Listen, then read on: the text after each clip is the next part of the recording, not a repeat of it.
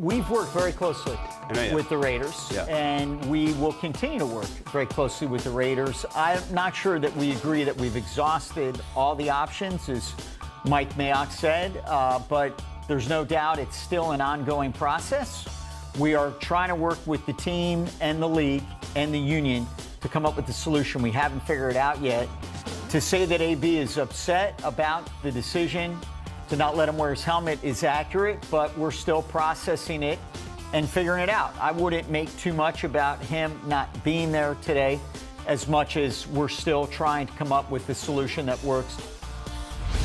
Well, Antonio Brown did return to the Raiders on Monday. That's the good news for the organization. To the extent that GM Mike Mayock made the ultimatum on Sunday, Brown returned. However, Brown does not buy into the idea that there's nothing more that can be done, Chris Simms, as it relates to the helmet issue, because as we kind of surmised yesterday, his best option, his only option, file another grievance, unrelated to the very weak and, in my opinion, misguided grievance that was filed over having the ability to wear the same actual helmet for more than 10 years. NOCSAE, N-O-C-S-A-E, the outside agency that recertifies or doesn't recertify helmets, will not recertify any helmet that's more than 10 years old. Different issue now. Antonio Brown realizes, hey, I can get the same model. I just get one that's less than 10 years old. I can wear that same model. NFL slamming the door on that loophole by expedited testing of the shut air advantage.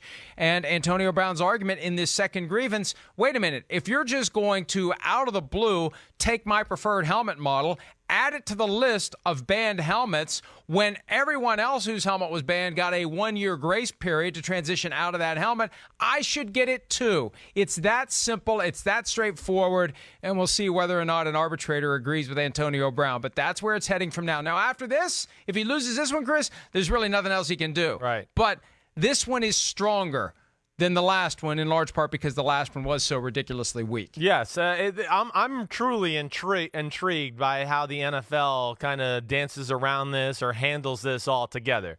Because I know the point you make and the fact that Brady and Rodgers got that 1-year grace period and all that and 31 other guys in the NFL, totally get it. And from that standpoint, so should Antonio Brown. Now, is the NFL going to do that? Or are they finally just figuring out that they had a real mess up here with not putting this, helmet along with the other ones that were banned last year? And are they just going to say, we're the NFL, we're the Shield, deal with it?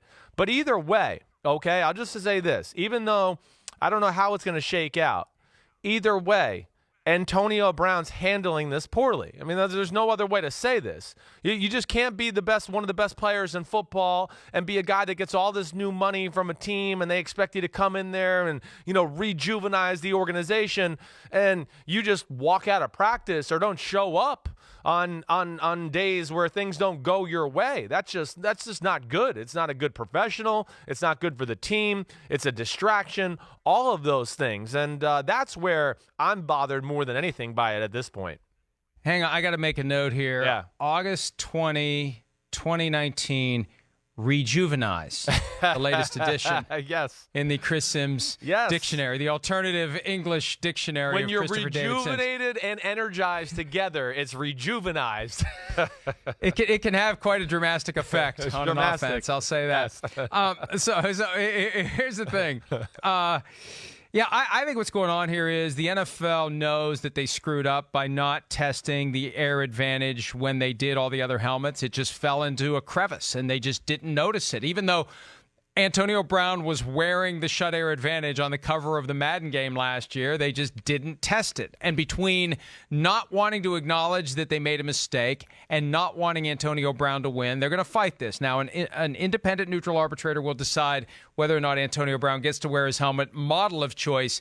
And both sides have their arguments. I think Antonio Brown's argument is better because I think he should get the same 1-year grace period that other players who were told a year ago, hey, your helmet's unsafe, you can't wear it anymore, but we're going to give you a year to get used to this new reality. He should get the same treatment. But as you said, it's still not being handled the right way.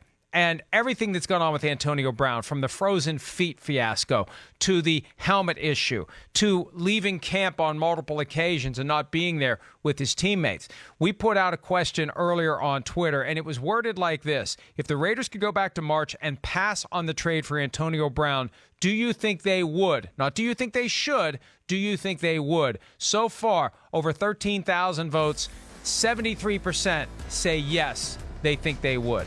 Although whoever made the screenshot voted no. Stats. Yeah, right. I don't think they're in that territory yet. I don't think they're regretting it yet. Now, if they get through 4 or 5 weeks in the season and the play is not good, along with some of these distractions they had to deal with, they might regret it then. But right now, I think they're still expecting, wow, we got one of the best weapons in the sport, and he's going to lead football in receiving yards and targets and receptions and all of that, to where a lot of this can be swept under the rug with good play on the field. But I ask you this, counselor. What do you think is going to happen, Florio? What will happen? Do you think the NFL is going to give them the grace period, or do you think they're going to lay the law down and say no dice here? Oh, it all depends on what the arbitrator does, and I know that sounds like a cop-out. But that is a total cop-out. Exactly. I just want your gut feeling. Can I finish? No, I don't want to hear it. Can I finish? Yes. I'm trying to rejuvenize the show here, please.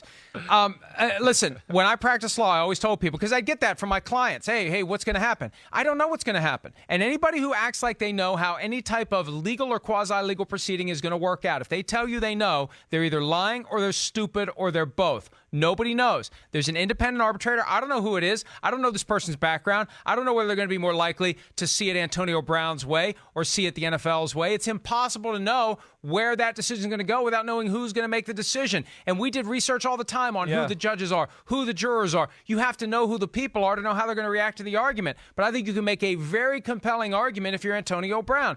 Look, they are on the fly identifying my preferred helmet model as one that can't be worn, even though they never did before. So now that they're doing it, I should get the same 1-year grace period that the guys got last year. That is a strong argument. It is. And I think that if you frame it that way, it has a chance to win, assuming the arbitrator will see it that way. Are you done being a lawyer? What's your gut say? What does your gut say? Tell me your gut.